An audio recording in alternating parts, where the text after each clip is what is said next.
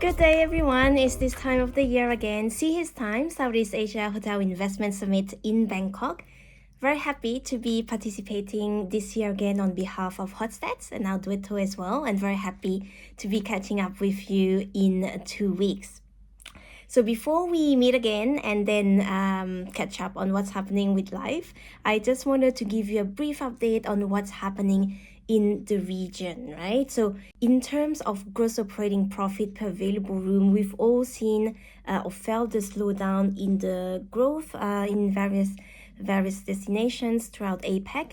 But I still want to insist on the fact that if you look at Southeast Asia alone, it's not too bad, right? So despite of the slowdown in the growth, but the growth is still there, and especially for some markets like Cambodia, Vietnam, of course, and even Philippines, especially with Manila, you see these new or newer destinations with newer growth that we usually have not seen before or in many years. You see now that pick up over Q1, right? So we are talking about the variance versus last year, both in terms of total revenues per available rooms and also gross operating profit per available room. So especially for Phnom Penh, which is 30%, amazing. And then we also had a great conference last week because there's a lot of things going on there as well. Bangkok, Singapore on the other side is slowing down a little bit, but we're still talking about the 4 first months. So still the entire year to catch up on the performance, and especially when it comes to higher season later this year. So different growth, different performance throughout the region, but overall as a region, Southeast Asia is still performing. The growth is still there, and when we're looking at revenues per occupied room, you still see a revenue increase, especially on the RevPAR side, because of course a lot of hotels and a lot of destinations are still driven by the rate.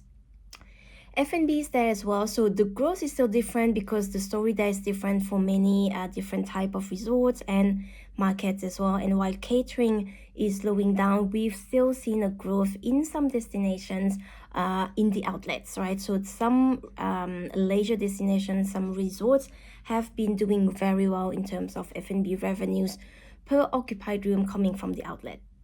And also it's still these leisure destinations, wellness resorts or resorts where we've seen a lot of spa and health club, and especially health club revenues grown per occupied room. And actually not just the leisure or resort destinations, but also the city hotels where we've seen health club really picking up as an area, which is really good and interesting. So yes, Southeast Asia is still an interesting region that is still performing. So despite all the obstacles or challenges that we are facing since the beginning of the year in some of the destinations, overall we still see a RevPAR growth by 7% and almost 10% GOPPAR per growth per available room, right? So we also start to see good news on the cost margins, which are starting to be more steady or slow down a little bit because the revenue is still increasing, so that minimize the cost margin. However, not fast enough, right? So while the GOP is still positive versus last year, you see that the key drivers or the key departments like rooms or F&B in terms of profit margins are still not growing as we want to. And again, that is also because of the cost, right? So while the revenues are growing but not growing fast enough, and the costs are still growing, especially on the room side for the booking cost, so plus 10% above last year. Also on a lot of leisure area like spa and especially golf, so a lot of merchandise equipment where we've seen really a higher cost increase. So F&B, even though this is actually usually good news when we've seen the cost, especially for food costs and beverage costs, being more steady or even declining a little bit, but at the same time, because the revenues have not been optimized enough, so the F&B performance could still do better, of course depending on the destinations, and also throughout the destinations of Southeast Asia, throughout all the departments, we still have the undistributed department, which still need to be considered because they still impact our GOP. So while the utilities, the A&G, the sales marketing, or even IT or property and maintenance are still growing as a cost per occupied room as well, we've seen that the most increase or the highest or the top challenge is still the labor cost. So I thought, just to prepare little conversations that we will have next in 2 weeks, I thought I'll give a little bit of details in terms of labor cost increase per department. So we've seen rooms here being the highest cost increase, which is no surprise, but also property and maintenance and technology, or IT, right? So a lot of technologies, or at the same time, a lot of refurbishments or renovations or maintenance happening in the hotels, but at the same time, we need the team to run these activities. So there's more cost there for the teams.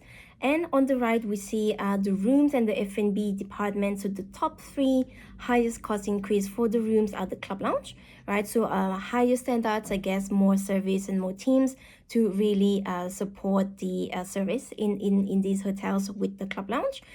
Same thing with the guest service concierge, and then the management team to supervise all these colleagues. And for the F&B, we have the outlet staff, so all the service staff basically from restaurants, from bars, which have increased in terms of cost for the hotel.